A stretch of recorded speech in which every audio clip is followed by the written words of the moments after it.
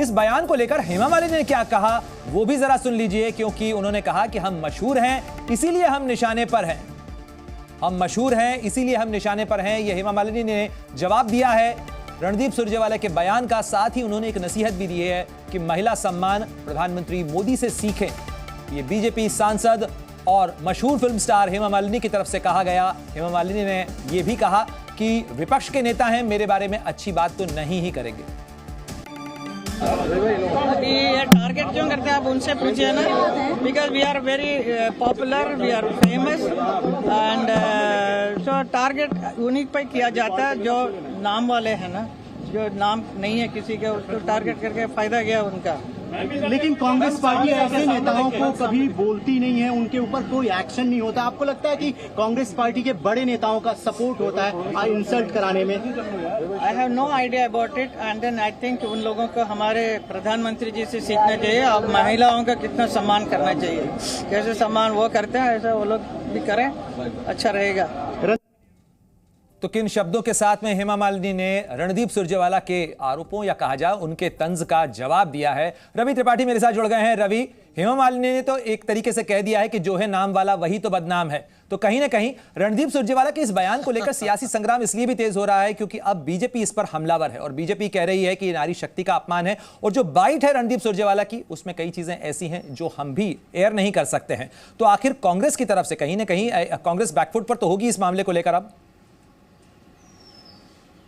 अब बिल्कुल बिल्कुल देखिए, अभी कई नेताओं से बात की मैंने, लेकिन वो इस मामले पर कुछ भी बोलने से बच रहे हैं। हमने कहा कि क्या कांग्रेस पार्टी की सफाई इस मामले पर आएगी, हालांकि अभी मैं भी आपका ही गाना गा रहा था जो आपने कहा कि जो है नाम वाला वही तो बदनाम है।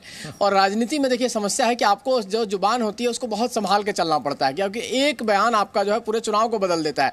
और ये इतिहास रहा है, बीजेपी बयानों का फायदा उठाती रही है। और देखिए सॉफ्टनेस से जिस सॉफ्टनेस से जवाब दिया हेमा मालिनी से, जिस सॉफ्टनेस से कंगना रनौत ने जवाब दिया और तरीके से, देखिए राजनीति में आपके पास अगर शब्द नहीं होते हैं तब आप शब्दों का इस्तेमाल करते हैं। अटल बिहारी वाजपेयी कहा करते थे और ये आज भी साबित होता है कि चाहे दिग्विजय सिंह हो, चाहे आपको मणिशंकर अय्यर हो, चाहे आप रणदीप सुरजेवाला की बात कर लें, चाहे चरणदास महंत तो स्पीकर रहे हैं। देखिए स्पीकर को इस तरह की भाषा का इस्तेमाल जो स्पीकर के पद पर बिल्कुल महत्वपूर्ण बात कह रहे हैं रवि आप, यही इसी बात का मैं भी जिक्र करना चाह रहा था कि इस पूरे मामले के अंदर चुनावी पिच के ऊपर पूरी बॉलिंग इसी तरीके से की जा रही है और सारी जो फील्डिंग है वो भी ऐसी लगाई जा रही है कि एक जरा सा गलत आप शॉट खेलें और आप कैच आउट हो जाएं। तो यहां पर भी वही नजर आ रहा है क्योंकि अब से कुछ देर पहले सुधांशु त्रिवेदी ने जो पूरी फहरिस्त गिनाई, चाहे चरणदास महंत का बयान हो जिसके अंदर वो मूड फोड़ने यानी सर फोड़ने जैसे बयान की बात का जिक्र कर रहे हैं चुनावी मंच से, इसके अलावा हेमा मालिनी को लेकर दिया गया बयान हो या इमरान का वो बयान हो जिसमें उन्होंने प्रधानमंत्री मोदी को लेकर टिप्पणियां की थी, तो ये वो तमाम बयानों की फहरिस्त है।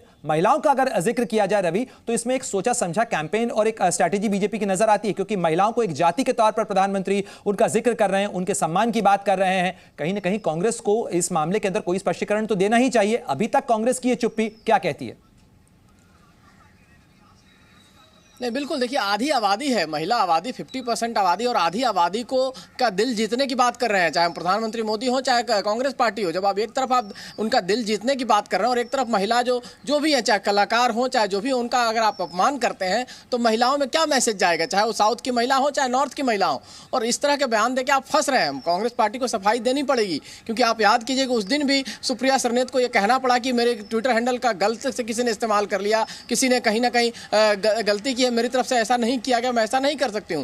तो सुप्रिया सरनेत किस तरह की भाषा का इस्तेमाल करती हैं आप जानते हैं, कितने एग्रेसिव रहती हैं आमतौर पे डिबेट में भी और प्रेस कॉन्फ्रेंस के दौरान। तो कहीं ना कहीं इस तरह के बयानों से कांग्रेस पार्टी को किनारा करना पड़ेगा, बचना पड़ेगा। ज्यादा एग्रेशन दिखाने के चक्कर में आप कहीं ना कहीं फंसते जाएंगे और प्रधानमंत्री मोदी आपसे कहीं ज्यादा एग्रेसिव है। आप जानते हैं कि इन सब बयानों को बिल्कुल रवि त्रिपाठी, और आप बने रहिए मेरे साथ में। लेकिन इस समय की एक और बड़ी खबर दर्शकों को बता दें, उसके बाद मैं आपकी टिप्पणी उस पर भी लूंगा। Zee News.